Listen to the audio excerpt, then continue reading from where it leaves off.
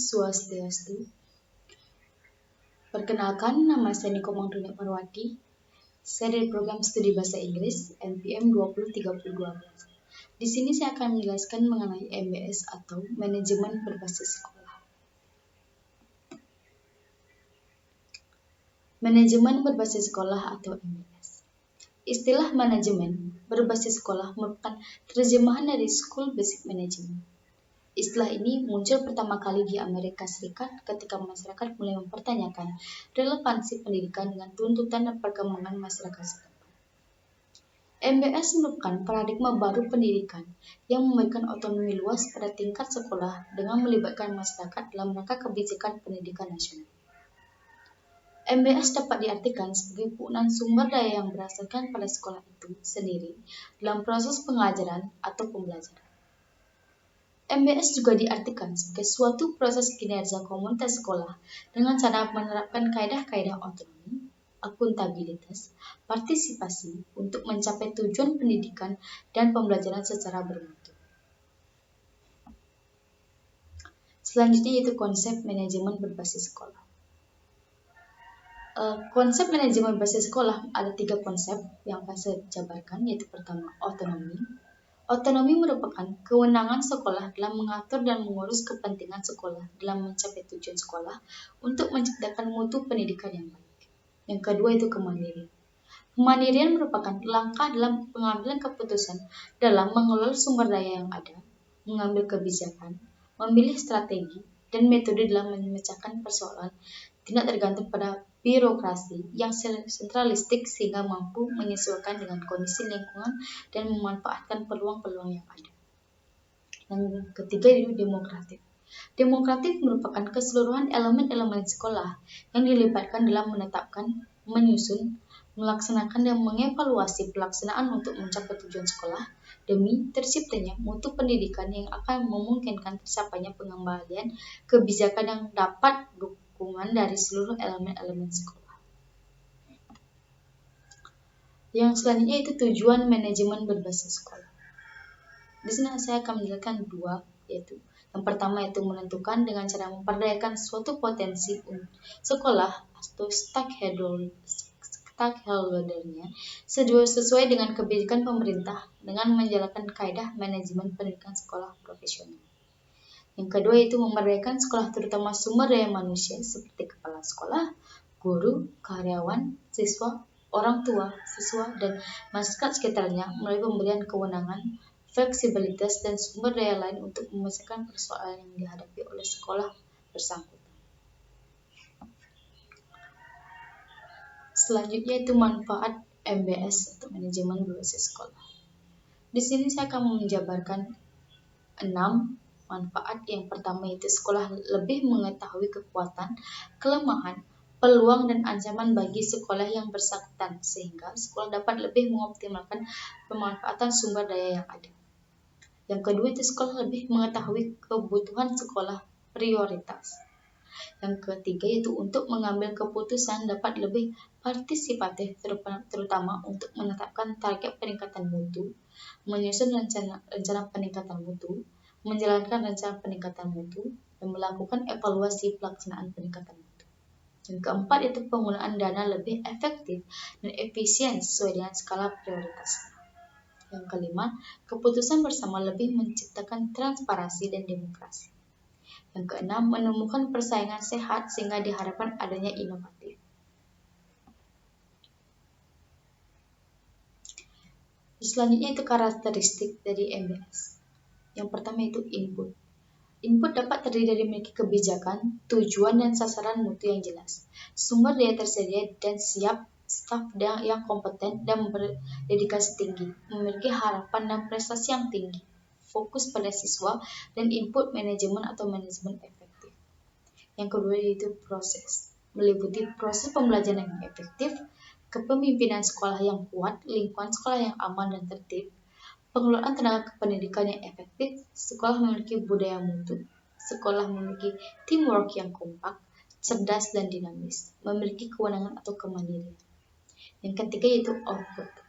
Menurut Depdiknas 2001, 11-20 dapat terdiri dari prestasi akademik atau academic achievement dan prestasi non-akademik atau non-academic achievement.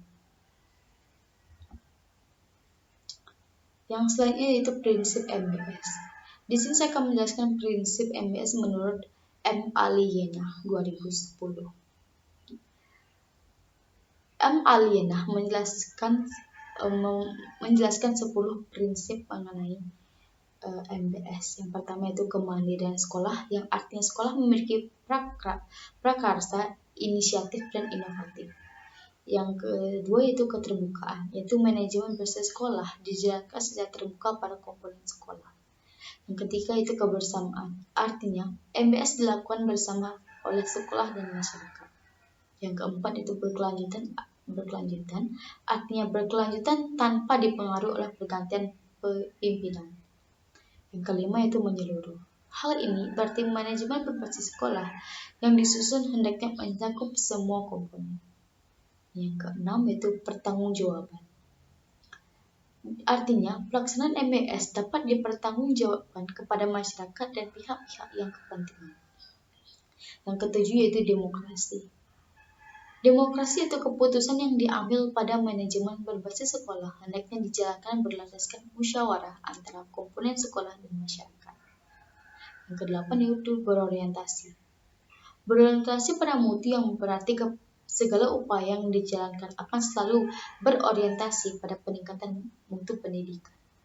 Yang nomor 9 itu pencapaian standar pelayanan minimal sekolah secara total dan berkelanjutan. Dan yang terakhir itu pendidikan untuk semua, yang artinya semua anak memiliki hak memperoleh pendidikan yang sama.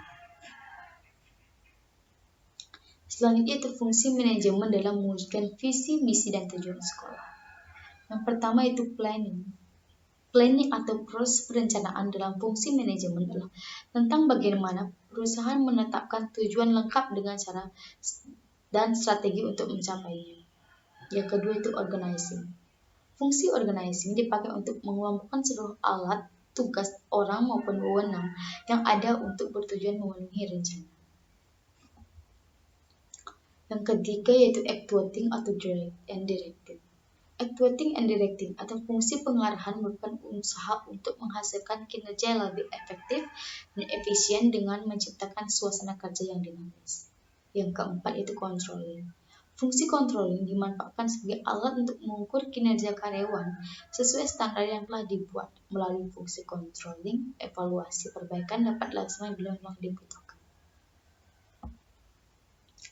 Selanjutnya itu ada pula kegiatan manajemen sekolah dalam mencapai tujuan adalah melalui penerapan fungsi-fungsi.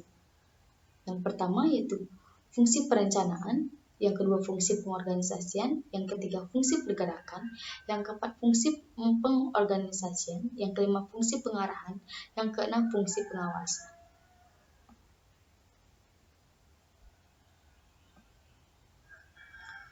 Selanjutnya itu tujuan satuan pendidikan secara nasional. Yang pertama itu menjadi manusia yang beriman dan bertakwa kepada Tuhan Yang Maha Esa. Yang kedua menjadi manusia yang berakhlak mulia. Dan yang ketiga menjadi manusia yang cakap. Baik, dari penjelasan yang sudah saya jelaskan, di sini dapat saya simpulkan bahwa MBS dapat diartikan sebagai penggunaan sumber daya yang berdasarkan pada sekolah itu sendiri dalam proses pengajaran atau pembelajaran.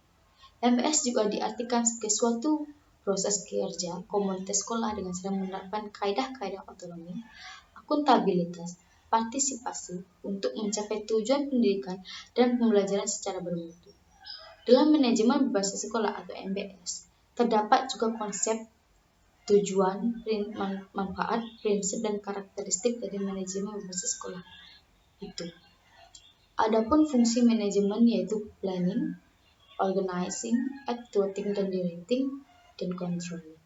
Selain itu, fungsi manajemen sekolah ada 6, yaitu fungsi perencanaan, fungsi pengorganisasian, pergerakan, pengordinasian, pengarahan, dan pengawasan. Serta tujuan satuan pendidikan secara nasional itu menjadi manusia yang beriman, bertakwa kepada Tuhan Yang Maha Esa, menjadi manusia yang berakhlak mulia, dan menjadi manusia yang cakap. Baik, sekian presentasi saya. Semoga bermanfaat dan saya ucapkan Om Santi Santi Santi Om.